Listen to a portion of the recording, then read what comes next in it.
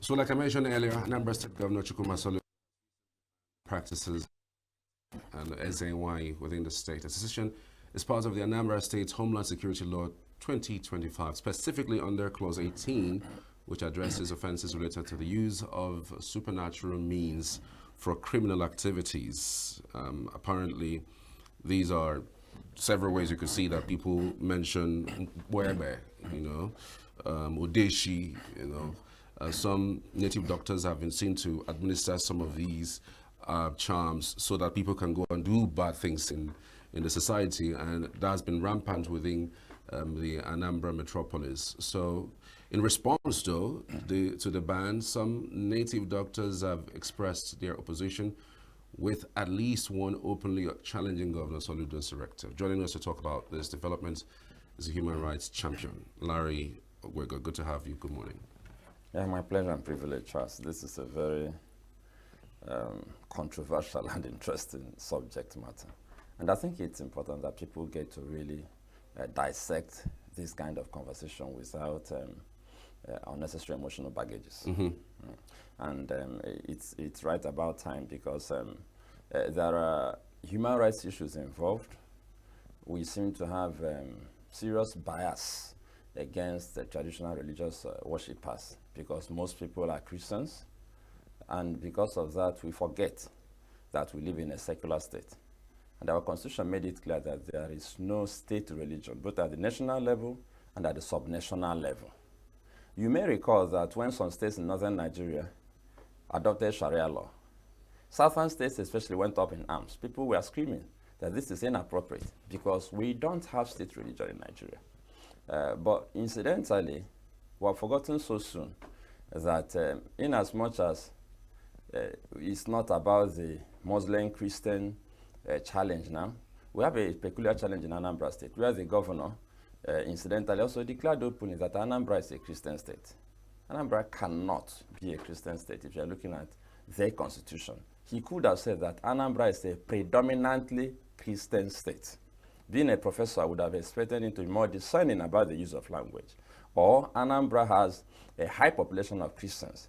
Therefore, one would respect the view of Christians. But even if you have just one traditional religious worshipper, by the way our constitution is crafted, the person actually deserves exactly the same treatment as the 99.9% of Christians in the state. And incidentally and surprisingly, the governor, Professor Chukwuma Soludo himself, was lamenting that the number of traditional religious worshippers actually is increasing rapidly in Anambra State. And that tells you that there may be something the Christians are not doing right. That is, I said there may be. I didn't say they're not doing something right. But it's surprising that after all the work the missionaries did, now it appears we have traditional religious worshippers having their own missionaries convert the Christians back. Right. And one of the things I want to point out at this juncture is that you can't legislate away social habits. There is no point trying. You can't legislate away people's way of life. If it was possible to do that, the colonial masters would have just given us a law that we don't worship traditionally, and we would have complied. There are things we can't legislate about. A perfect case in point is the fact that Anambra State government sought to regulate the exorbitant cost of burials in Anambra State. They legislated on it, and it failed woefully. I stand to be corrected. It failed completely. Nobody, the poor, the rich, the middle class, nobody is interested in the legislation. As a matter of fact, recently, a very popular Catholic priest buried the parent with a fanfare, so much more that the governor dared to criticize it, and the church came after him with such vociferous. In fact, the church lampooned him for even looking that way. And the last time I checked, nobody did more than that comment the governor made. I know that in Anambra State, the poor, the middle class, and the rich still bury people with all kinds of fanfare and expenditure, and that law was actually dead on arrival. So Right. to attempt to now legislate away people's traditional religious practices is not going to work. That is number one. No, but again, if you look at this particular law, it's specific with what it's doing. It's not saying that you should stop your traditional rights. It's saying for those of you who are into giving people charms, like Odeshi, where, all those things, that because people go there to take powers in order to go to town to, steal, to kill. Sorry, let me correct an impression with all due respect. Your assumption is that when they collect the charms for the purpose of stealing, what if I collect Odeshi for the purpose of preserving my life against the thief? You never thought about that? And you say they collect charms. What is a charm? A charm is something you wear that has religious implications that you believe will either bring you good fortune or protect you in times of danger. I'm discussing the dictionary definition now. Yes. And to that extent, sorry, I need to point out something we have also overlooked. To that extent, it's unfair to actually label traditional religious worshippers as the only people who give out charms. People who wear scapular are actually wearing charms. There are different kinds of charms. The only reason we come after traditional religious worshippers is because their charms are not properly packaged. They look dirty with some traces of blood. They are large. But a charm is something you wear. There are Christian charms, Muslim charms, traditional religious worship charms, Hindu charms, anything you wear on your body or you carry with the intention of bringing good luck or warding off what you perceive to be evil, it's a charm, as long as it's physical. So a situation where we have this assumption that the word charm applies to something tied by a dibia is wrong. If a priest blesses something and you wear it on your neck, it's a charm. And some people go to get those Christian charms for the purpose of protecting them from kidnappers and from bullets too. And that is Christian Odechi. And I'm not being just logical or just arguing here. I'm just trying to lay a foundation. We think very narrowly. Our bias is rule us. And let me tell you something. As long as we are ruled by bias in this part of the world, we will not make progress because we will not respect principles that make for progress. When you alienate a person or marginalize the person or frustrate the person, you diminish the person's contribution to state or national development. I'm telling you the truth. Part of the reason we have challenges in the Southeast is because we feel that we are not part of the larger polity. And that's the same thing you're doing to your people in your own state. What you should have done would have been to legislate against practices without mentioning or isolating any religious practice because they have a right to practice their religion. The fact that there are a few miscreants who use the religious practice to deceive people or to perpetrate evil does not mean that there should be a blanket ban. There are pastors and priests, the last time I checked, who used to pray for fraudsters, anoint their phones. We have not called them out. We have somebody who sells miracle ATM card. We have not called them out. Why should you isolate traditional religious worshippers? The truth is this. Let me just tell you the truth. We have this mob mentality. And we like actually playing to the gallery because we think that if we attack traditional religious worship, most Christians will queue up and back us. Unfortunately for Professor Soludo, I'm a Christian, but on this occasion, I don't support him, and I think he has completely missed the point. He's misleading all of us to start having a conversation on something that will not solve the problem. Our problem in Anambra State and elsewhere is not Okite, nor Awele, nor Dibia. It's the tradition that was created and promoted by politicians that you can make money without working. If Okite is a charm for making money without working, the greatest Okite that exists in Nigeria is politics. Because that's where you make the most money without work. If you want to do Okite that will work for you, forget the Dibia, forget the church. Just go and join a politician. And then your life will be transformed. So they created the template that encourages young people to make money illegitimately and flaunt the wealth. Why should a governor be driving around with a convoy of 10 cars when the country doesn't make any car? We just assemble a few miserable cars in this country. It is their lifestyle and their attitudes that promoted this madness. You may recall that the first time branded wine, that is cartons of wine, were imported from Europe to celebrate the birthday of a Nigerian was under MPN. The chairman of MPN then imported wine with his pictures. That's the height of ostentation. There was a period that the members of National Assembly had a 3 days running party at the 1004 flats. So you go to sleep, wake up, you go back and join the party. They started this madness. So they cannot come and start blaming Okite or even the church. I submit with all sense of responsibility that this problem was created by the politicians who actually decided that after the oil boom that Nigeria shouldn't work anymore. So the granite pyramids disappeared.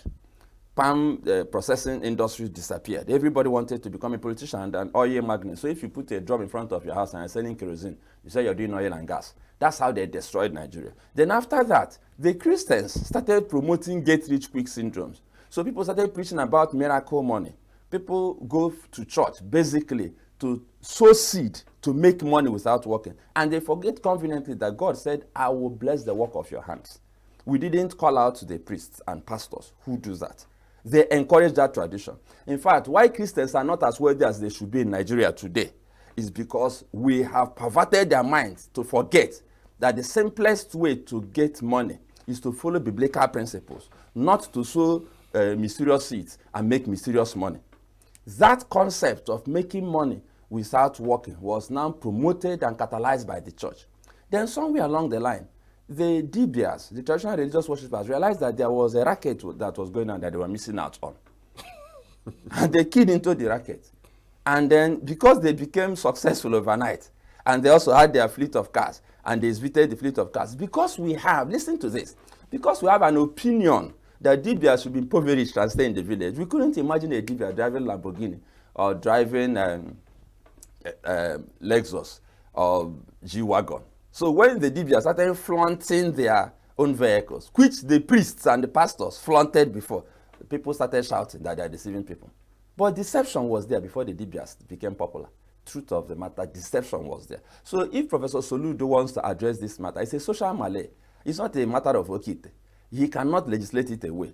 The first thing he should do is to be a model governor by reducing his own level of ostentation, by reducing the lifestyle, the wastage associated with his own government.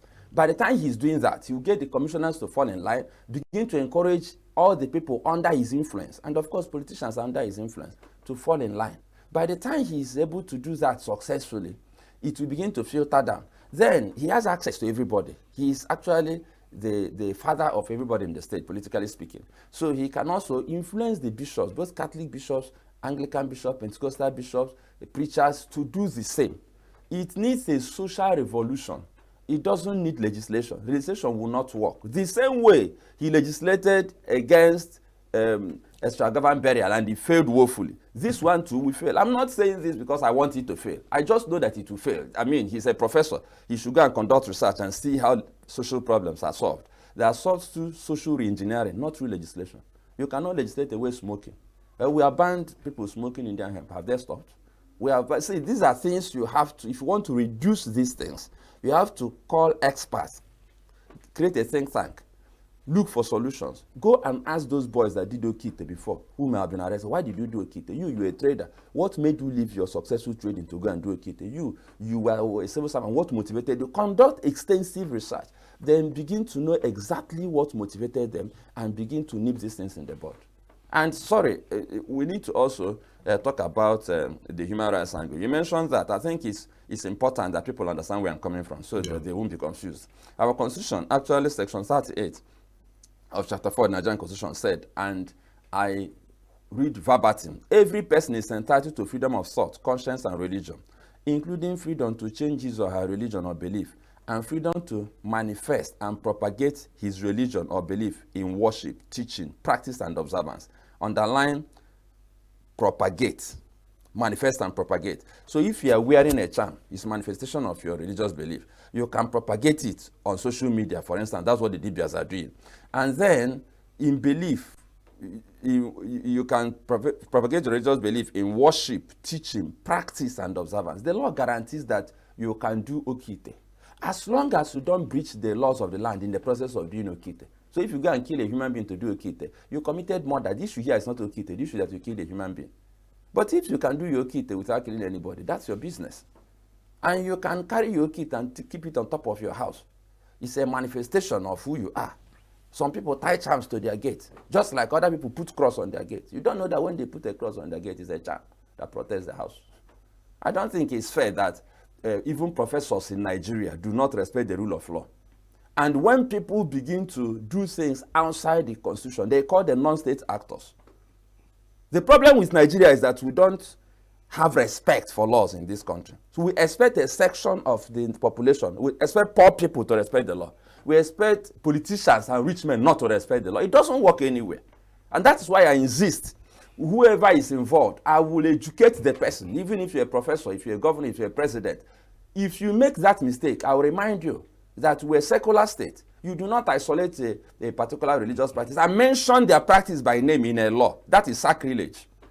That is sacrilege. You should have described what you want. That any religious leader who prepares a charm or whatever for the purpose of aiding criminals, you don't call Okite.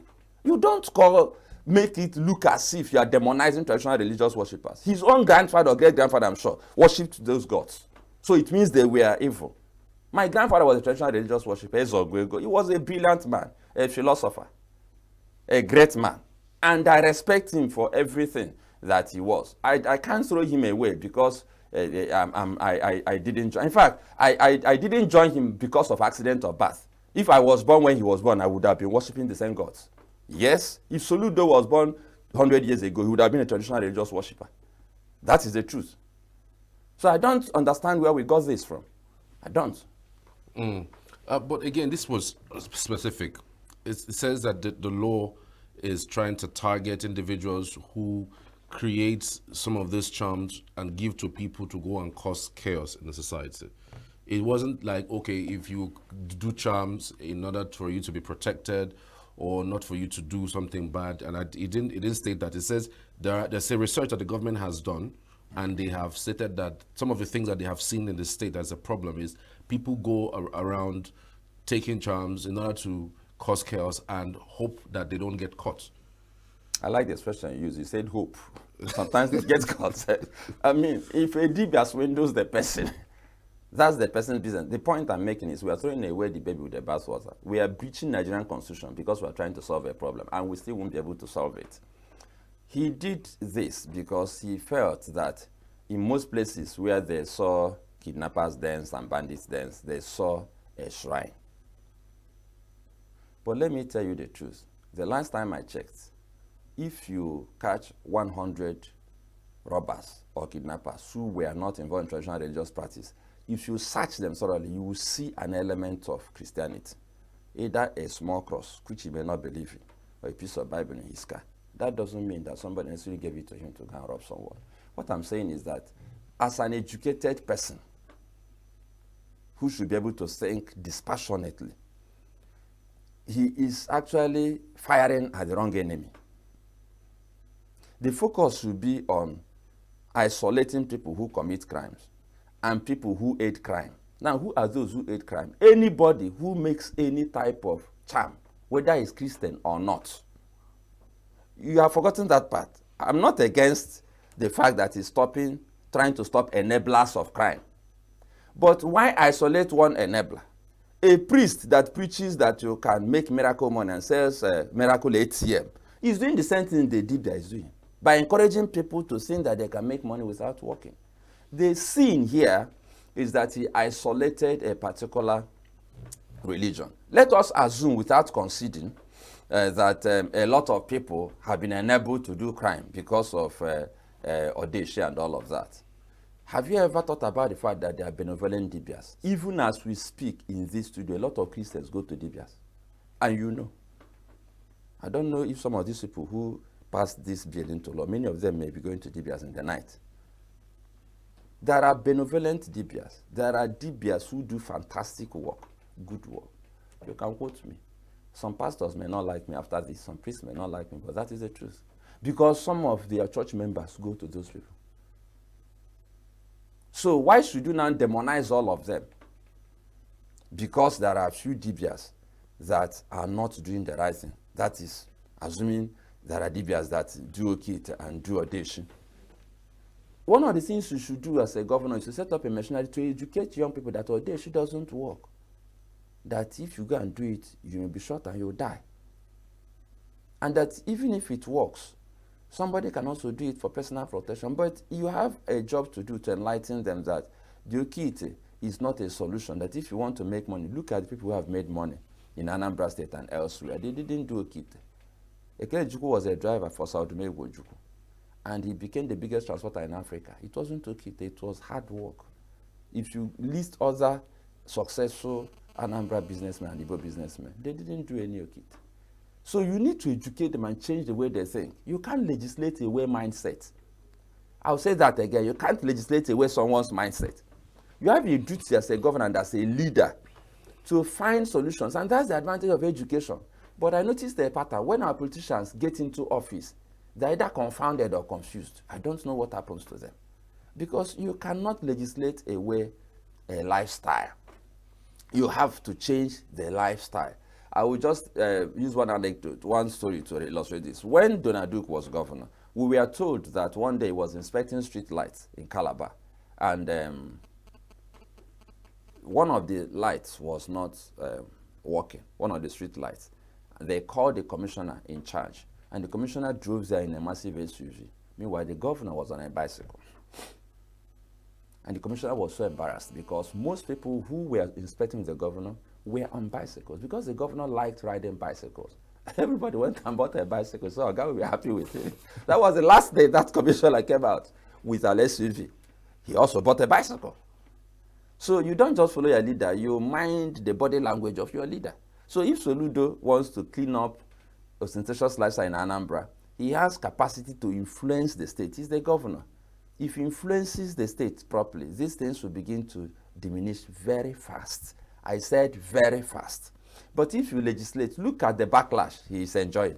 The backlash is so heavy that we have all been even distracted from the critical issues. We are all discussing the backlash, including now. We are not discussing the problem anymore. We are discussing the backlash. And when you legislate mob mentality, this is another angle of this conversation. Just recently, they destroyed the hotel at Oba. The owner of the hotel has come out to make a statement. The man came out to make a clear statement that he suspects that it was the person who sold the hotel to him who wanted to claim it back that instigated the destruction. The man went to the police headquarters himself. The police said they are not briefed on the matter. Another small hotel, one-story building, was destroyed at Afufu after the Agune Chamber operatives said they saw strange men go in there in the evening and come out in the morning. Go in the evening and come out in the morning. Is that enough reason to destroy a building without a court order, without a process? Before EFCC takes over what they call the proceeds of crime, they go to court. It is legislating mob action for you to say that if a kidnapper is kept in a house without any form of investigation or trial, destroy the house. What if I live abroad and I have a house that is uncompleted, and then somebody goes there and keeps kidnappers to destroy my house? Does that make sense? No. I don't agree that you should even destroy a house. We are a very wasteful nation. If you go to court and you find the person guilty, you convert the house to public use. It can become a motherless baby's home. It can become an old people's home. Why should you destroy a house when you're not building any as governor? How many old people's homes do we have in Anambra State? How many motherless baby's homes do we have? And you are destroying houses. Why don't you go to court, convict the person of having committed a crime, confiscate the house, and convert it to public use? Why is Nigeria so wasteful? Yeah, but Why? I mean, this particular issue about destroying a house where, it's found to be kidnappers, then even Enugu has that particular law. If all the states have it, so it doesn't make it right. I'm wondering, because it's assumed that that particular structure, the one that we saw recently, that I think that happened over the weekend, it's a grave that is like 30 graves that was found right inside that particular building. So you would wonder, like, what would you really convert it for? No, the man said that that was a fish pond that was done by the predecessor that they should, that's the previous owner of the that they should go and ask him. The point I'm making is that there was no investigation. See, Charles, we have to be logical. We shouldn't be emotional about it. We like hysteria. Oh, they saw 30 graves. We have asked, are there corpses in that grave? They say we don't know, we are still in. Now, it's when we ask you if you find corpses, you are not investigating. In other graves, they saw corpses. The man said it was a fish pond. I'm not holding brief for him, that's what he said. And it's shocking that Tochukwu Ikenga said we are not aware of that operation. You are not schooled in investigation. You went and brought down a house. Meanwhile, some of those miscreants who call themselves Agune Chamber don't have buildings. Do you know what it takes to build a house? Why should you demolish it? Let us assume they actually used it for crime. Why don't you confiscate the house? You are not looking at my whole argument. Why destroy a house? We don't have motherless babies homes. We have motherless babies. We don't have old people's homes. We have old people who are looking for where to stay. We have destitutes on our streets. Why should you be pulling houses down? The fact that 10 states have the law doesn't mean that it is right. We are legislating mob action. That is, we are legitimizing mob action. We have become so primitive that men who are ostensibly educated sit in a room and legislate that we should pull down houses without due process. That is endorsing mob action. It's the same thing as killing a man who stole a tin of tomato in the market without passing through due process. See, what connects the two is that due process wasn't followed. If you want to demolish the house, there should be a law. The person should be found guilty of a crime, not by a mob, not by Agune chamber, but by a properly constituted court of law. You have legislated, we agree. But that legislation should not remove the powers of the court to find someone guilty of a crime. Agune chamber is not qualified to try a person and pronounce the person guilty. That one doesn't need any argument. It's obvious. They are not qualified to take evidence, analyze evidence. You can't be a judge in your own case. That is, you saw somebody move into a house in the evening, come out in the morning, move in the evening, come out in the morning. You said yourself that you suspect that they are kidnappers. You have not confirmed. You put down a house. What if they are not kidnappers? Going to build the house again? What you now begin to do is to justify the action you have already taken. But let me also go to the next leg of my conversation, my argument. Assuming without conceding that these men are guilty, why destroy the house? Nobody is responding to that. A house is an asset that the state can use. Can use it as a computer center. You can use it as a youth development. Why should you pull down a house? The state is not giving us infrastructure in these areas I'm mentioning. And then you are pulling down houses. So imagine if EFCC decides to pull down houses belonging to fraudsters and people who committed the financial crime. Do you know Abuja will be a desolate land by now? Because you know how many fantastic houses they would have pulled down. Why not sell the house and give government the revenue? When they confiscate arms from bandits, do they burn the arms? They don't. When they confiscate arms from armed robbers, do they burn it? They don't. Why should you destroy houses? Some people say that the reason around destroying it is that it helps landlords try to find out what their properties are being used for every single time. Like, if you know that your house is going to be destroyed, if it is seen to be accommodating kidnappers or maybe being used for crime, you make sure that whoever you are you're giving your properties to, whoever is in charge of it, you are sure that it's not used for anything wrong or bad. They are not thinking straight. And with all due respect, they are not thinking straight. You're supposed to be asking the questions, but I wish I can ask you one. So you now, if you have a property in Aba, and you hire an estate surveyor and valuer, listen carefully, because you are busy here to manage your house. So every week you phone them or you go to Aba and check, is there a kidnapper? See, these people shouldn't use this. Okay. It means that building a house is now a liability. You see, we need to be logical and reasonable. That's why there is a court. And that's why laws should be couched in such a way that people should not become victims of things they don't know about. People should punish for their crimes. You can't punish a person for building a house. So a man, listen carefully, a man may work for 35 years, use his gratuity to build a house, then travel to his son's place in US to rest. And one stupid tenant brings a kidnapped victim into the... and you destroy his 35 years of service. Hello? We're not thinking. See, we need to make critical thinking compulsory in schools. In fact, we need to do training for politicians. 2 compulsory trainings. 1 is on appreciating the constitution and the laws of the land. 2 is critical thinking skills. Even our professors and lecturers and elder statesmen, with all due respect, most of them don't understand critical thinking processes, how you can think dispassionately. And most of them don't understand the constitution of this country. I think anybody who wins an election, they should be isolated for something like 1 month and open their brains and explain to them what it means to obey the rule of law. And then we should also teach them how to think dispassionately, how to think properly. Sorry, I'm not insulting anybody. I'm just saying that it is, for me, sacrilege that men who are presumably educated will sit down in the hallowed chambers of the House of Assembly and legislate against the rights of citizens. In other words, they are breaking the law while trying to create the law. If these laws are tried in court, they will actually fail the test. You see, unfortunately, we have DBS who are just talking on social media. They can challenge that particular law. Yeah, and the truth of the matter is that it will not stand the test. I was going to go there because, I mean, there are people who are also talking about trying to challenge it in court. I mean, to what extent, really? Would they really get justice? That's on one hand. You said there are good and there are bad, DBS, and this kind of laws should be specific with the bad ones. But no, sorry, really? Not the DBS. It should be about religious practice, not DBS.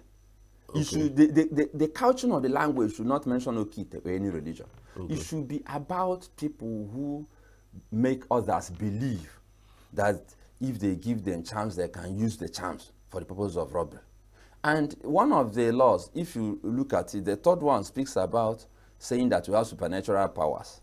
And I submit that if you remove supernatural powers, there won't be any religion. That one is superfluous, it's useless. Because the essence of religion is the supernatural. So if you are telling me that if I claim to have supernatural powers, that you are going to try me, it means even you shouldn't be a Catholic. Religion is about the supernatural. If everything is natural, we shouldn't talk about religion. But they legislated in a way that even claiming to have supernatural powers exposes you to penalty under that law. But supernatural is the foundation for the religious. Remove the supernatural, there is no religion. And I hope you are aware that as we speak, they are already announcing that traditional religious practitioners should go and collect forms in Anambra State and register. And the truth is that you can choose not to register. Sorry, Professor Solud, I'm not promoting anarchy. I'm saying that you can choose not to register because by law, you don't have to register to practice a religion. It's a right that is not only fundamental, it's absolute that you can practice religion as long as you don't practice it outside the provisions of Section 38. You don't need to register to practice a religion. I don't need to register a church to run a church. I can open a church in my living room. But there are privileges I will not have. For instance, I cannot go to the Ministry of Interior and ask to be a registered place for licensing marriages. There are privileges churches have. You can contract a marriage in a Catholic church, in an Anglican church. After the marriage blessing, you sign the marriage register inside the church. If I don't register my church, I won't have that privilege. But for you to legislate that I cannot call people together and pray with them and tell them I have supernatural powers, you don't have that right. It's my personal prerogative. It's my decision. I'm saying these things because we need to be guided. The point I'm making is that if you want to register all DBS, you should register all those churches that are in one shop in Anambra State. You should register all those itinerant preachers that carry Bible and are confusing and confounding people. There are preachers who beg at motor parks. You should go and register them. I think we need to, if we want to create solutions, we need to sit down and create a think tank, that is people who have knowledge that cut across different aspects of that problem you are trying to solve. Then after that, when you go to the House of Assembly and they draft the bill, you make sure you have a robust public hearing. That is when the DBS will come out and say their own. The church will come out and say their own. The youth who do the okite or the charm from the church will come out and say their own. By the time all of these things, assuming this bill passed through public hearing, we won't be having this conversation now. Because these things would have been sorted out at the level of public hearing. Not the type of public hearing that they will call us today. That they announce today and tell us to come tomorrow. I don't attend them because they don't want me to be there. You cannot announce today and tell me to articulate my position and bring it to you tomorrow. It means you don't want me to be there. I mean giving us notice, minimum of 2 weeks notice. Giving us a window of say minimum of 2 weeks to submit our memoranda. And then give us the opportunity to debate the issues. If you really want to solve a community problem, if you want people to be aware, to know that they are taking ownership of the security situation of Anambra State, you have to involve them.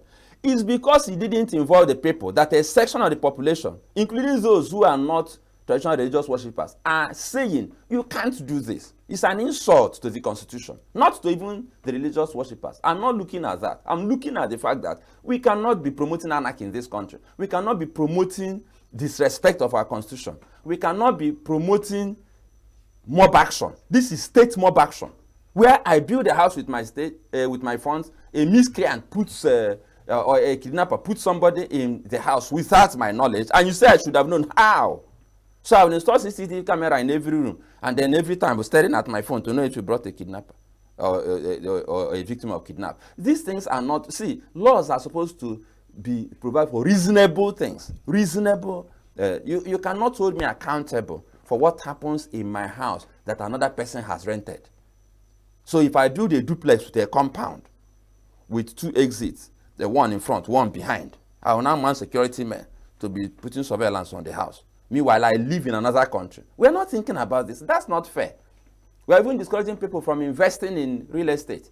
Because when you begin to pull down houses all over the place, most people say, bah, I don't want this kind of trouble, because I may build a fine house, one crazy tenant will go and bring a victim of kidnap there, and then they will pull down my house without even due process, giving me a chance to come and say, I didn't know about this.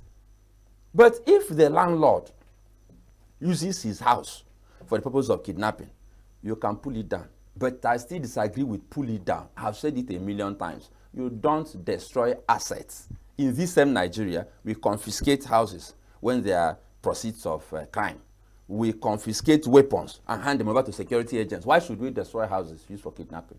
Does it make sense? Before now, when they saw, they caught or they saw vessels used for bunkering, you remember they used to shoot them. That is, we will send an Air Force jet to go and destroy the ship. We don't make missiles. We don't make planes. We procure them foreign exchange. Instead of using them on the enemy, you send a pilot to go and fire a missile at a ship that poses no threat, that has, listen carefully, that has 1,000, 10,000 cubic meters of crude oil, and the oil is spilled into the water. That is the kind of country we live in. When people like me started crying out that we are not only encouraging mobilization, we're encouraging pollution, they stopped it. Those ships could have been sold after due process. You try them, they forfeit the ships, you sell the ships, and we earn revenue. But what are we doing? We are losing money. Missiles that we buy with hundreds of thousands of dollars, we use it to destroy a ship, pollute our waters, and then we give somebody contract to go and remove the wreckage. I mean, we should see, we need to reinvent this whole narrative. The fact that a person, with all due respect, went to school, is a professor or whatever, doesn't mean that the person will be able to sit down and look at all angles of the issues, especially when you're a Nigerian politician. You have all kinds of advisors. People will come from all manner of places to give you advice and tell you this is the only solution. Of course, deal with them.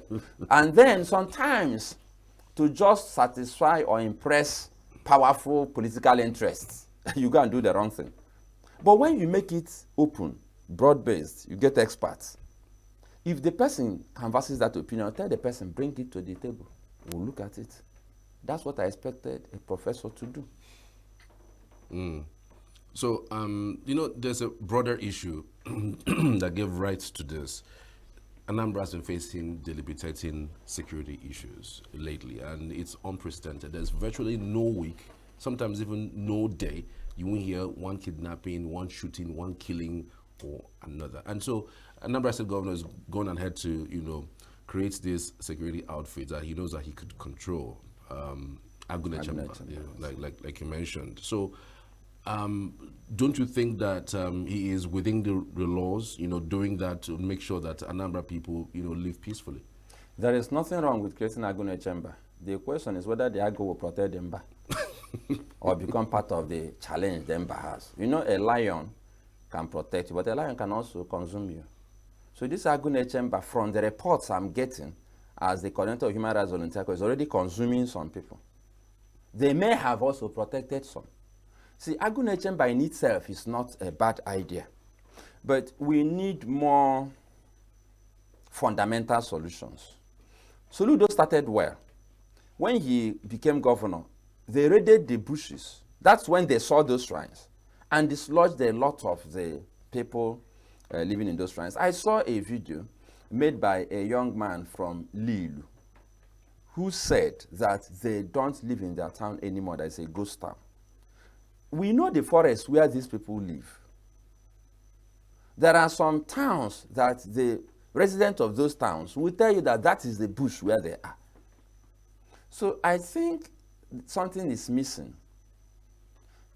A governor, a president, should be a problem solver. Even a local government chairman, a PG, an Igwe that is dynamic, can do something, especially when backed by the governor. But a governor is very powerful. The problem we have is that we are not creative. We use force for everything we do. The truth is that the way Anambra is wired, you have enough resources in Anambra, enough billionaires, to even create a system that will suppress those people without the support of the federal government in terms of arms, ammunition, and all of that. I think what we need is a broad-based creative solution that the stakeholders, all stakeholders will buy into. The businessmen, the traditional rulers, the traditional worshippers, the Christians, the youth. Nobody loves insecurity. And we have to see the determination to solve the problem on the part of the governor. Not a situation where you started, then after some time you forgot about it, and then when there was public outcry, you came back to it. No. The issue of insecurity should be consistently tackled, and it shouldn't be a state affair, it should be a regional affair. The insecurity in Anambra State doesn't in any way reflect the level of insecurity in Delta State. Delta is next door, but Delta is relatively peaceful. There was a time the boys that enforced it at home wanted to operate in Delta, they resisted them. The point I'm making is that even insecurity should be a regional problem, and we should provide regional solutions. Because if Soludo decides to become very proactive and very creative, and he pursues the bandits, they will move to another state. So what they should do is for the Southeast governors to come together and create a regional plan, and then pursue them. So if they now want to run to another region, well, that is their prerogative. But if you want to make Nigeria work, assuming you are pursuing them in the Southeast, you alert the people in the South-South. Look at the strategy we are using. They may come to your place. Now, when there is no safe haven for them, if they have money, they will look for something else to do. If they don't have money, they will look for something else to do. Right. But as long as there's a safe haven, what will happen is that you pursue them here, they go there. I think Soludo should even look beyond Anambra. He should reach out to Peter Mba, reach out to Hope Uzodinma. I hope that he will give us hope, and those Ogadema. Then reach out to Oti, reach out to Nwifuru, so that they can create a master plan for securing the Southeast, and then implement the master plan, and not politicize it, and not tie it to elections. If they can do that, I doubt if they can do that. But if they can do that, this problem will solve permanently. Legislating away crime will not work, and institutionalizing mob action will not help anybody. All right, Larry Ogoego, many thanks for your time. We truly appreciate you. I mean, this is a very profound conversation. I didn't even think that it was going to go this way, but it's fantastic. So it's Larry. So well, you can expect the unexpected. Well, Charles, sorry, I want to also tell the people who are listening to me, they should analyze everything I say without any bias. They should remove their biases, put on their thinking cap, and they will probably understand that I'm doing Anambra State and Nigeria a great service. Thanks for this privilege and opportunity to contribute to our development. All right, then. Thank you again. Save Nature TV. News in your pocket.